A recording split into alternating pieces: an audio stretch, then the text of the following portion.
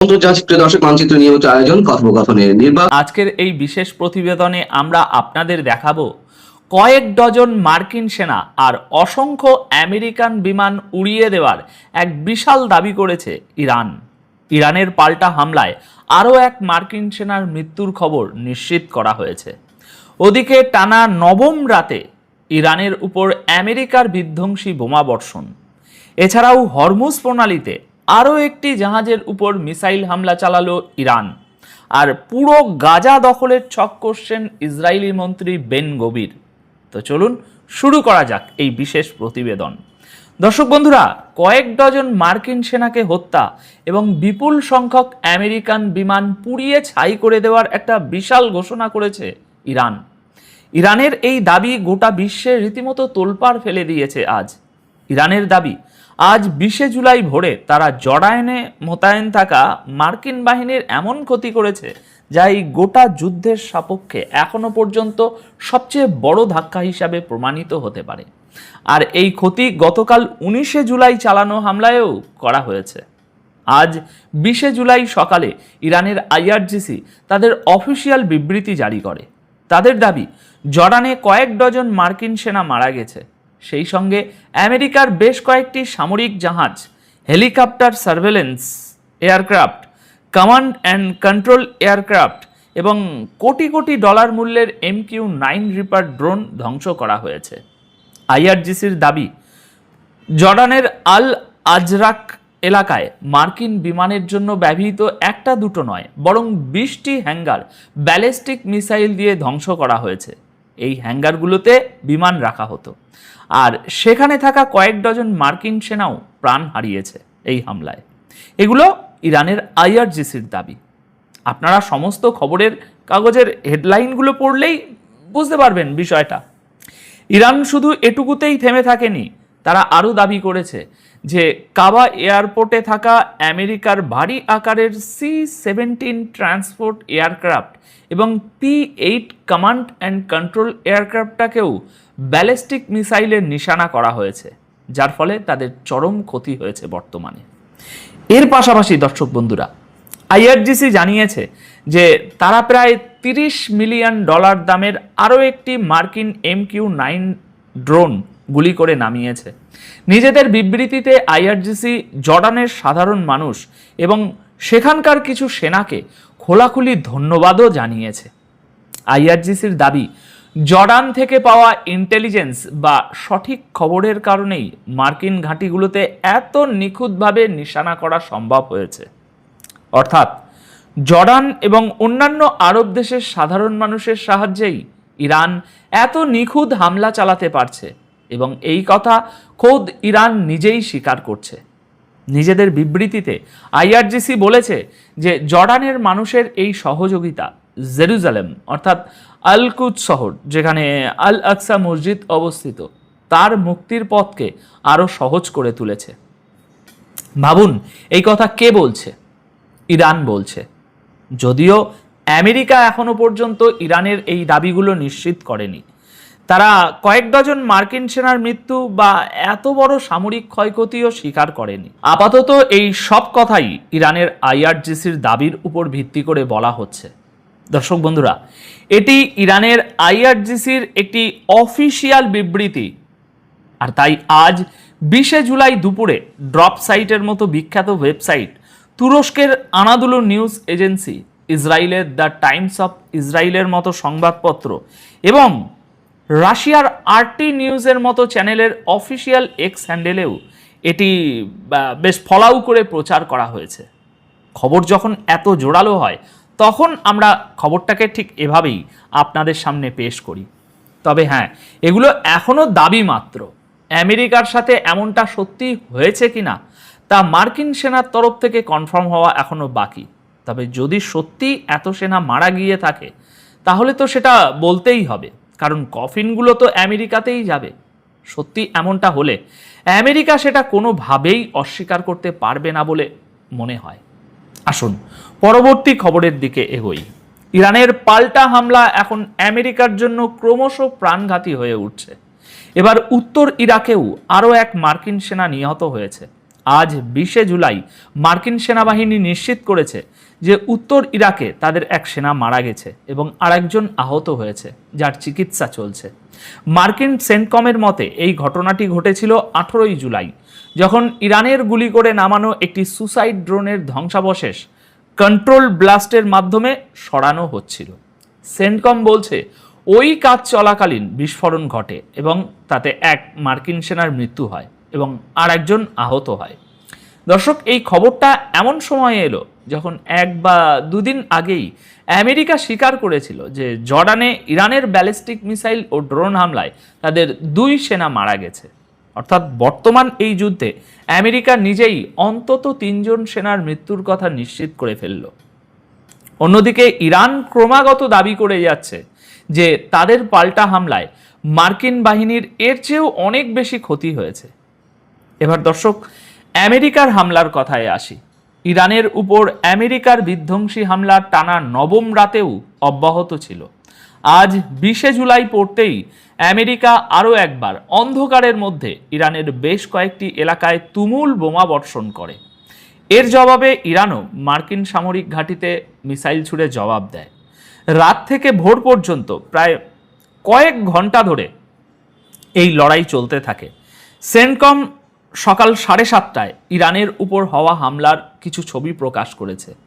মার্কিন central command জানিয়েছে এবার তারা ইরানের সামরিক command centre, air defence system, সামুদ্রিক নজরদারি কেন্দ্র, নৌবাহিনীর সামরিক শক্তি, মিসাইল ও ড্রোন লঞ্চ সাইট এবং কমিউনিকেশন নেটওয়ার্ককে সরাসরি নিশানা করেছে। আমেরিকার সেই পুরনো দাবি, এই হামলার উদ্দেশ্য হলো ইরানের সেই ক্ষমতাকে দুর্বল করা যা দিয়ে তারা হরমুজ প্রণালী দিয়ে যাওয়া বাণিজ্যিক জাহাজ এবং সমুদ্রপথকে নিশানা করতে পারে। অন্যদিকে ইরানের তাসনিম নিউজ এজেন্সি দাবি করেছে যে আমেরিকার ছোড়া মিসাইলগুলো আজ সোমবার ভোরে ইরানের বেশ কয়েকটি শহরকে নিশানা করেছে। নিজেদের বিবৃতির শেষে সেন্টকম আবারও জানিয়েছে যে মিডল ইস্টে থাকা মার্কিন সেনা পুরোপুরি সতর্ক আছে, সবসময় প্রস্তুত আছে এবং প্রয়োজন পড়লে আগামী দিনেও এই পদক্ষেপ চালিয়ে যাবে। রিপোর্ট অনুযায়ী আমেরিকা জাস্ক এবং ইমাম খামিনি বন্দরের আশেপাশের বেশ কয়েকটি জায়গায় মিসাইল হামলা চালিয়েছে। আজ 20শে জুলাই ভোরে সামনে আসা ছবিগুলোতে দাবি করা হচ্ছে যে মার্কিন যুদ্ধজাহাজ এবং ফাইটার জেটগুলো ইরানের দক্ষিণে থাকা জাস্ক এবং ইমাম খামিনি বন্দরের আশেপাশে হামলা করেছে। রিপোর্ট অনুযায়ী ইরানের দক্ষিণের অনেক এলাকায় বেশ কিছুক্ষণ ধরে বিস্ফোরণের শব্দ শোনা যায় এবং অনেক জায়গা থেকে ধোঁয়ার বিশাল কুণ্ডলী উঠতে দেখা যায়। এগুলো টানা 9ম রাতে ইরানের সামরিক ও কৌশলগত ঘাঁটিতে আমেরিকার চালানো হামলারই অংশ।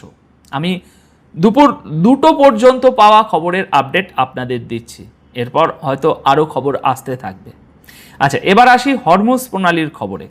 হরমুজ প্রণালীতে ইরান আরও একটি জাহাজ পুড়িয়ে দিয়েছে। মিসাইল মেরে 2টো জাহাজকে রীতিমতো জ্বলন্ত আগুনের গোলায় পরিণত করেছে ইরান। হরমুজ প্রণালীতে যুদ্ধ এখন একটা ভয়ঙ্কর মোড় নিয়েছে। ইরান 2টো বড় তেলের ট্যাঙ্কারকে মিসাইল দিয়ে উড়িয়ে ধ্বংস করে দিয়েছে, আর ইরান নিজেই এই ঘোষণা করেছে। আজ 20শে জুলাই ভোরে ইরানের ফার্স নিউজ এজেন্সি জানায় 2টো তেলের জাহাজ আমেরিকার কথায় প্ররোচিত হয়ে হরমুজ প্রণালীর সেই রাস্তা দিয়ে যাওয়ার চেষ্টা করছিল যেটাকে ইরান আগেই অনিরাপদ ঘোষণা করেছিল। আইআরজিসির মতে এই জাহাজগুলোকে প্রথমে আটকানো হয়, বারবার ওয়ার্নিং দেওয়া হয় যে ফিরে যাও, কিন্তু তারা রাস্তা বদলায়নি। আইআরজিসি বলছে এই জাহাজগুলোর বিশ্বাস ছিল যে আমেরিকা তাদের বাঁচিয়ে নেবে, তাই তারা ইরানের ওয়ার্নিং পাত্তা দেয়নি, আর সামনে এগোতেই তাদের এইভাবে উড়িয়ে দেওয়া হয়। বিবৃতিতে বলা হয়েছে এরপর 2টি অয়েল ট্যাঙ্কারকেই মিসাইল দিয়ে নিশানা করা হয় যাতে ভয়ঙ্কর বিস্ফোরণ ঘটে এবং 2টো জাহাজই আগুনের গোলায় পরিণত হয়ে পুরোপুরি ধ্বংস হয়ে যায়। এদিকে ইউকে ম্যারিটাইম ট্রেড অপারেশনসও হরমুজ প্রণালীতে এই 2টি জাহাজের উপর হামলার খবর নিশ্চিত করেছে। অর্থাৎ ইরানের দাবি একেবারে সঠিক এবং জোরালো। এর মানে হরমুজ প্রণালীতে এই যুদ্ধ এখন আর শুধু আমেরিকা ও ইরানের মধ্যে আটকে নেই, বরং তেল বহনকারী জাহাজগুলোও সরাসরি এই সংঘাতের নিশানায় চলে এসেছে। এর সরাসরি প্রভাব সারা বিশ্বের তেলের বাজার এবং আন্তর্জাতিক বাণিজ্যের উপর পড়তে পারে, কারণ বিশ্বের অন্যতম গুরুত্বপূর্ণ এই সমুদ্রপথ এখন রীতিমতো একটা খোলা যুদ্ধের ময়দান হয়ে উঠেছে। লড়াইটা তো আসলে হরমুজ প্রণালীরই, দেখে নেবেন। এর ফল কিন্তু মোটেও সেটা হবে না যা অনেকেই এখন বসে বসে ভাবছেন। সবশেষে বলি, ইসরায়েলের কুখ্যাত ও চরমপন্থী মন্ত্রী ইতেমার বেন গবির আরও একবার গোটা গাজার উপর সম্পূর্ণ দখলের খোলাখুলি ঘোষণা করে দিয়েছেন। বেন গবির বলেছেন, পুরো গাজা আমাদের এবং পুরো গাজায় ইহুদি বসতি স্থাপন করা হবে। অর্থাৎ তিনি গাজাকে নিজেদের সম্পত্তি বলে দাবি করছেন।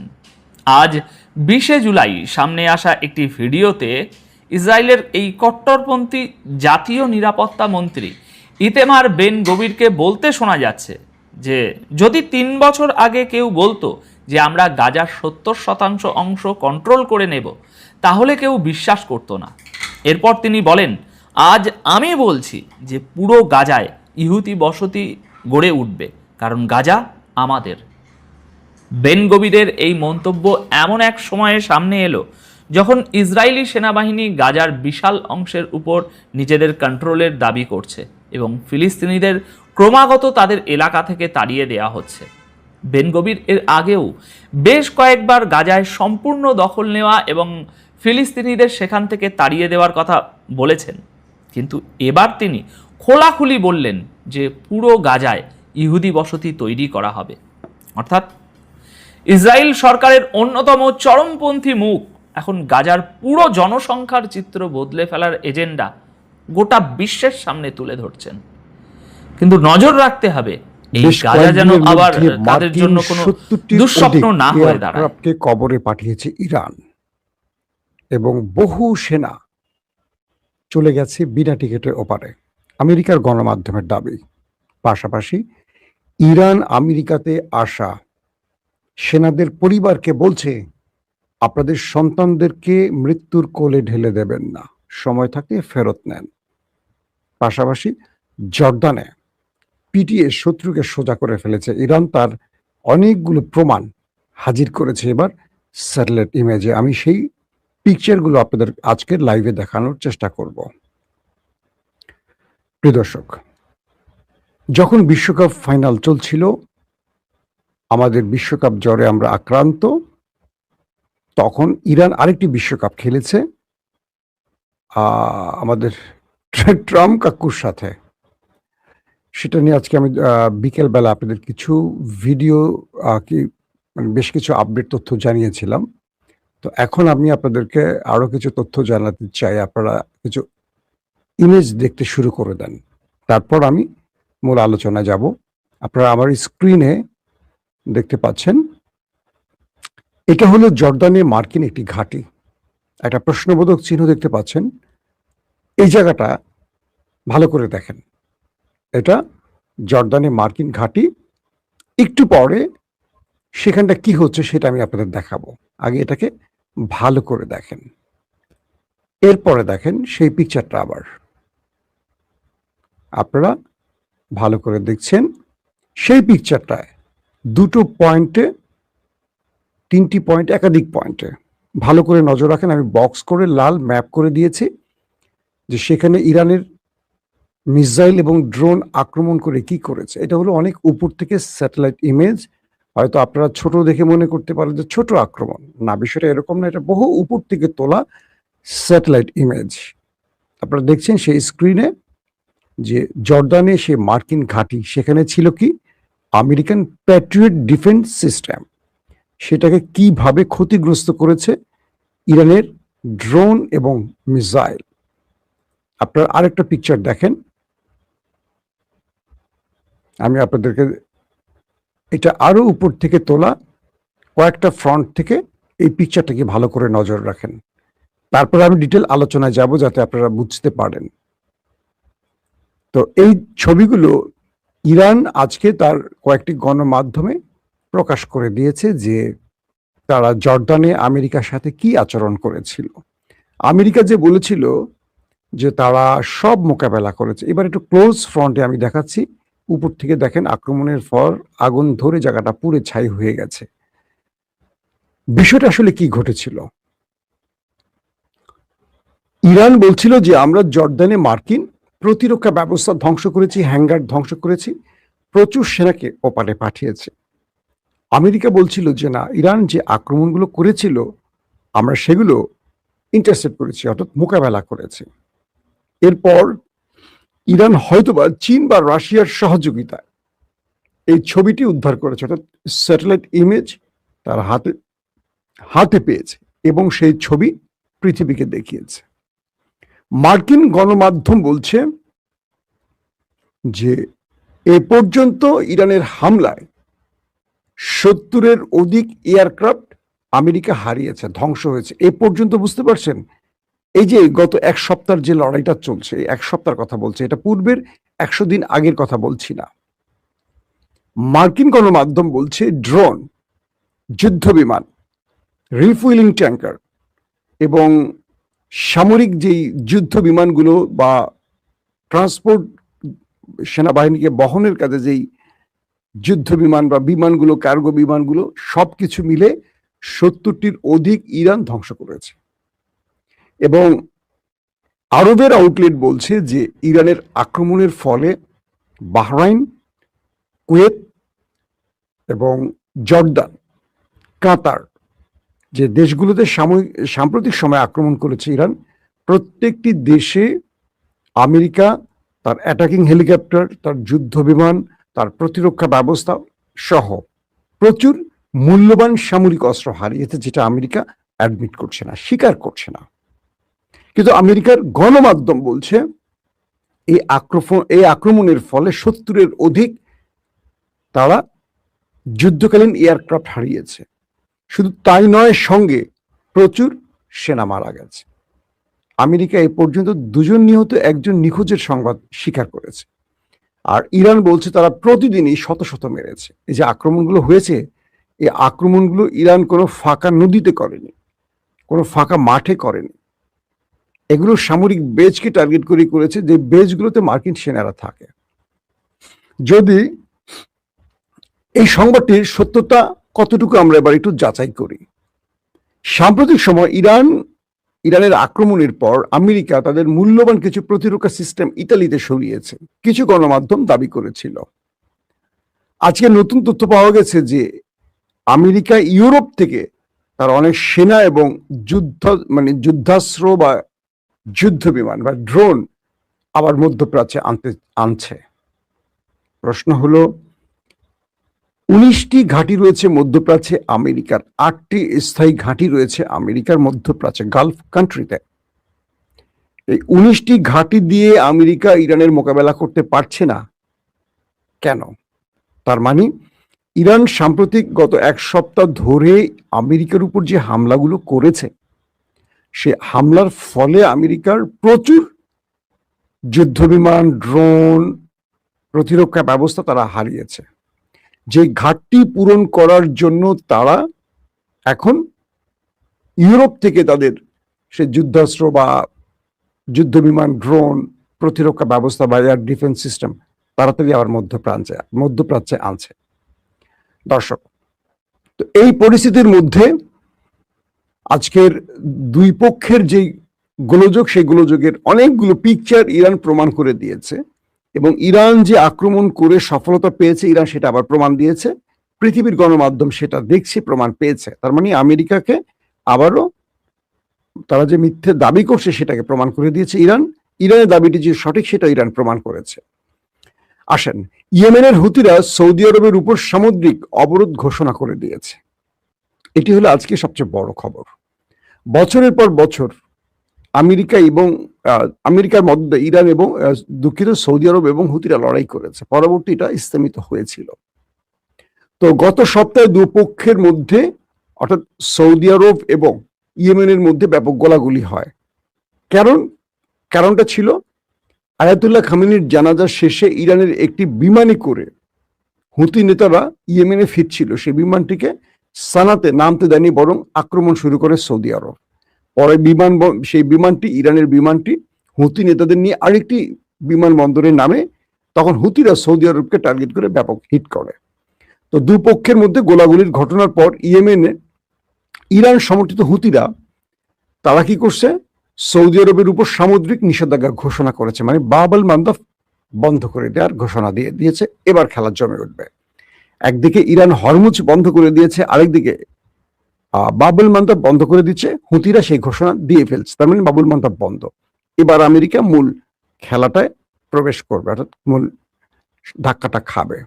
হরমুজ প্রণালীতে একটি ক্ষেপণাস্ত্রের আঘাতে একটি জাহাজ আগুন লেগে যাওয়ায় নাবিকরা সেই জাহাজটি দ্রুত ত্যাগ করে কোনো রকম প্রাণে বেঁচে যায়। তার মানে ইরান হরমুজে এখনো আক্রমণ অব্যাহত রেখেছে, অর্থাৎ আমেরিকার যে রুট বা যে পথ আমেরিকা মানে চালু রেখেছে ইরানের এগেনস্টে, সেই পথ দিয়ে কোনো জাহাজ ইরান ঢুকতে দিচ্ছে না। যেটাকে পাচ্ছে সেটাকে মোটামুটি ধোলাই চালাচ্ছে এবং মার দিচ্ছে। দর্শক, আমি কিন্তু আপনাদের আজকে একটা খবর জানিয়েছি, সেটা আরেকবার বলি। 2024 সালে গাজায় ইসরায়েলের হাতে নিহত ইয়াহিয়া সিনওয়ারের স্থলাভিষিক্ত হয়েছেন, মানে হামাসের নতুন নেতা নির্বাচিত হয়েছেন খালিল আল হায়া। আমি তাকে নিয়ে কিছু তথ্য আপনাদের দিতে চাই। ছবিটা এখানে দেখাবো কিনা বুঝতে পারছি না, দেখাতে গেলে কোনো একটা প্রবলেম হতে পারে।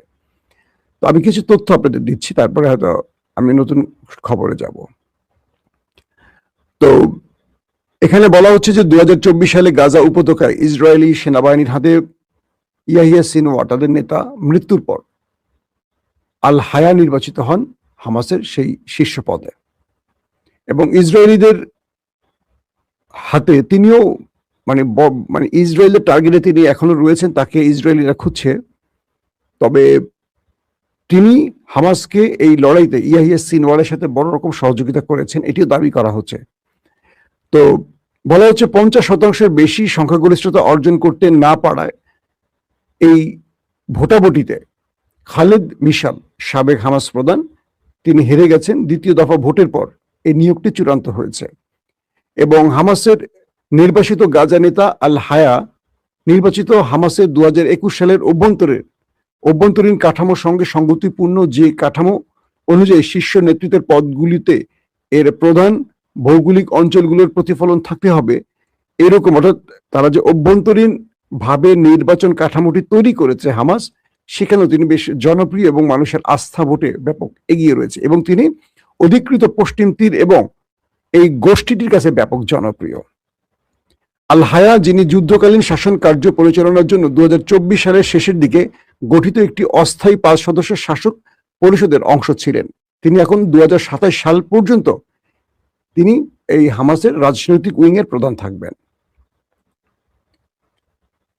প্রিয় দর্শক, ইরানের বিপ্লবী গার্ডস বাহিনীর একটি তথ্য আপনাদের দিচ্ছি। ইরানের Islamic revolutionary guard corps IRGC আজ তারা একটি তথ্য দিয়েছেন যে ইরানি ভূখণ্ডে যে কোনো মার্কিন স্থল অনুপ্রবেশ অবিলম্বে প্রতিহত করার অঙ্গীকার করছেন তারা।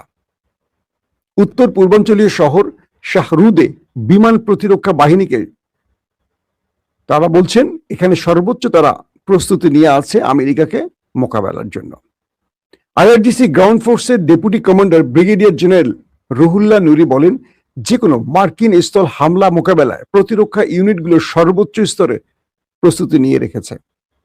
আধা সরকারি গণমাধ্যম তাসনিম নিউজ জানিয়েছে, IRGC স্থল বাহিনী বিশেষ করে প্রতিরক্ষা ইউনিটগুলোর সর্বোচ্চ সতর্ক অবস্থায় রয়েছে এবং যে কোনো প্রতিকূল কার্যকলাপ বা শত্রু অনুপ্রবেশকে প্রথম মুহূর্তে নিষ্ক্রিয় করতে তারা সর্বোচ্চ কাজ করবে বা চেষ্টা চালাবে, অর্থাৎ আমেরিকা কোনোভাবে যেন প্রবেশ করতে না পারে তার আগেই কাজ শেষ করে দিবে তারা। সশস্ত্র বাহিনীর নিরন্তর সতর্কতা ও স্থায়ী প্রস্তুতি নির্বাচনের টেকসই নিরাপত্তার নিশ্চয়তা দেয় এবং সকল অভিযানিক খাতে এ স্তরের প্রস্তুতি গুরুত্ব সহকারে অনুসরণ করা হচ্ছে। তিনি আরো বলেন, এই সতর্ক বার্তাটি এমন সময় এসছে যখন যুক্তরাষ্ট্র ইরানের একাধিক লক্ষ্যবস্তুতে বিমান হামলা অব্যাহত রেখেছে এবং এই হামলাগুলো মূলত দক্ষিণ ইরানকে কেন্দ্র করে চালানো হচ্ছে। তেহরান এর জবাবে আঞ্চলিক বিভিন্ন দেশে অবস্থিত তাদের স্থাপনা ও ঘাঁটিগুলোকে লক্ষ্য করে হামলা চালিয়ে যাচ্ছে, যেগুলো তাদের মার্কিন সেনাবাহিনী ব্যবহার করে থাকে। ভোরে ইরানের বেশ কয়েকটি প্রদেশে বিস্ফোরণের খবর পাওয়া গেছে, যার মধ্যে গত সপ্তাহে যুক্তরাষ্ট্র ইরানের বিরুদ্ধে সর্বশেষ হামলা চালানোর পর উত্তর পশ্চিমাঞ্চলীয় শহর তাবরিজে প্রথম হামলার খবর রয়েছে। অর্থাৎ সবকিছু মিলে তারা বলছে যে ধারাবাহিকভাবে ইরানের যতগুলো আক্রমণ আমেরিকা করেছে তার প্রত্যেকটির জবাব ইরান দিয়েছে এবং ইরানের এই জবাবের ফলে আমেরিকা এইটুকু বুঝতে পেরেছে যে ইরান তাদেরকে ফ্রি হ্যান্ডে ছেড়ে দেবে না, এবং আমেরিকা নতুন করে এই অঞ্চলে